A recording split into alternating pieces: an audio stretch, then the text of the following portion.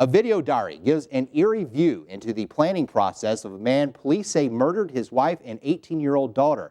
Police say Peter Keller then killed himself in a bunker he built in the woods in Washington State. Alison Grant has a look at what the video reveals about his alleged plans. Weeks before the end. Peter Keller hikes to his bunker with a video camera recording his thoughts. So far, I'm come to terms with it. I'm doing okay. It's starting to accept it. It doesn't really freak me out anymore like it did sometimes. He hints at his plan to kill his wife and daughter. And I don't have to worry about Lynette or Kayleen, and everything will be taken care of. It'll just be me. And what he'll do if he gets caught. I do have my escape, and that's death. I can always shoot myself, and I'm okay with that. Keller talks about his new life in the woods. I'm getting to the point where just trying to live and pay bills and live as a civilian and go to work, it just freaks me out. It's actually more comfortable for me to think about living out here. And while Keller's video diary is getting views on our website and on YouTube, Jack DeFriel doesn't want to see it. We worked with them and had no clue. I guess you expect if someone's crazy that there'd be indications, and lots of indications. And there was nothing. He worked with Peter Keller for more than 15 years at a computer refurbishing business in Preston. That's where he talked to us. I need to hang on to the decent thoughts that I have for the guy, and the rest of it, I don't want to go there. It's sick. I mean, it's sickening. And I don't need that. And as we hear from Keller, something he does not explain is why he believed the world was going to end, and why he killed his family. I don't really feel bad about it. It's just the way it is. Again, that was Alison Grant reporting. Police say in April, Keller shot his wife Lynette and his 18-year-old daughter Kayleen after their home in a town east of Seattle. He set canisters of gasoline on the kitchen stove, turned it on, and then headed for the bunker in the woods. Investigators say they found tens of thousands of dollars hidden in that bunker. On your home team election watch tonight, an Alabama native resurfaces in the Republican vice presidential search. Late Thursday, the conservative blog, The Drudge Report, put out a story that likely GOP nominee Mitt Romney has Condoleezza Rice as his frontrunner for running mate. Some political analysts doubt that's the case, saying Rice's pro-choice stance on abortion takes her out of contention. Rice has repeatedly said she's not a candidate. As for Romney, I don't have anything to say, of course, about the vice presidential process. And of course, I speak with people of a wide range of political backgrounds and views. Meanwhile, at a campaign rally in Virginia Beach, President Obama continued his calls to extend the Bush-era tax breaks, but only for those citizens earning less than $250,000 a year. Obama says if Republicans are not willing to let the cuts expire for the wealthiest Americans, then they're not serious about deficit reduction. Everybody's income taxes go up on January 1st if Congress does nothing. So what I've said is, now's not the time to raise taxes on the middle class. The economy is still fragile. We're still digging ourselves out of this hole.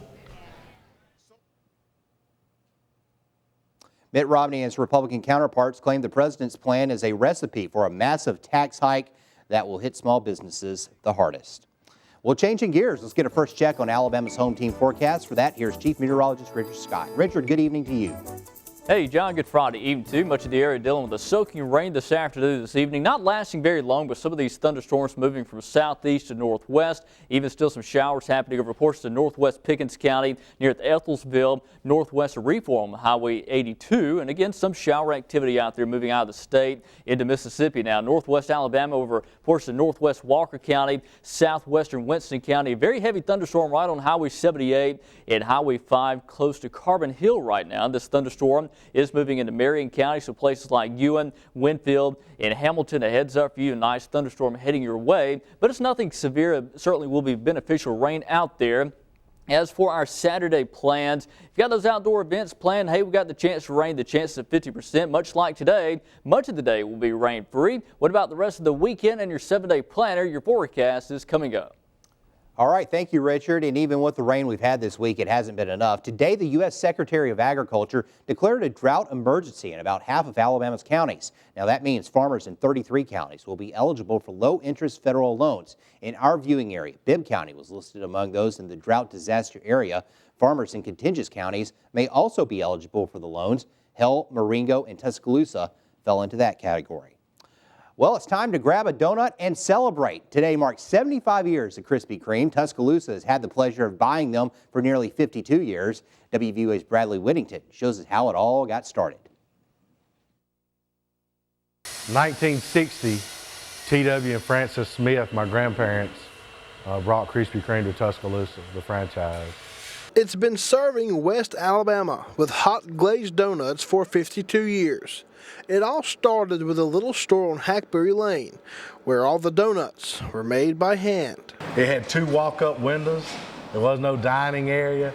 It looked like an old hamburger type joint you would think of back in the day, where you walked up and ordered at the little window and got your donut and walked away. In the late 60s, the store moved to Alberta, which was a thriving area of Tuscaloosa. Late 60s, early 70s, we started getting automated with automated donut machines, getting away from doing it by hand.